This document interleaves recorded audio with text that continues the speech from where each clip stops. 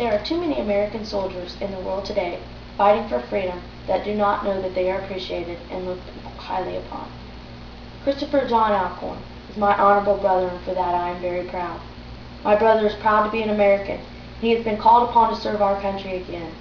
He had always wanted to be a soldier, which was a surprise to some of our relatives, since he and discipline in school did not always see eye to eye. Upon graduation from high school in 1991, he joined the U.S. Army. He was a short-haired, tight-muscled kid who under normal circumstances was considered by society as half man, half boy. Not yet dry behind the ears, and not old enough to buy a beer, but old enough to die for his country. He has a bright smile that he could barely conceal. He worked hard, he trained hard, and you could tell that he wanted to be a leader. He went into the Army wanting to make a difference and wanting us to be safe. He expressed his desire to do more, to take more action, and to make a difference. He didn't know a better way than to go into the military and fight for his country. He was deployed with peacekeeping forces to Panama in 1993. He also aided in 15 months' worth of gruesome and traumatic hell in Iraq on March 15, 2002. He then got deployed for Germany for a little over 3 years. Upon returning back to the States, he was assigned to recruiting, where he would help others forge their futures in the United States Army.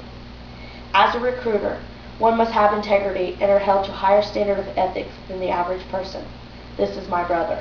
He is now back with his unit, accompanying his brothers in arms to defend his country once again in a foreign land.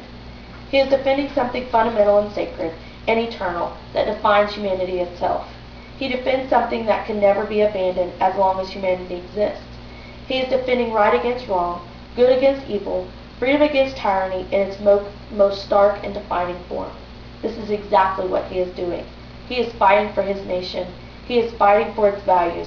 And he is fighting for the freedom for people a half a world away. I am grateful that he is willingly risking his life for me and for my family.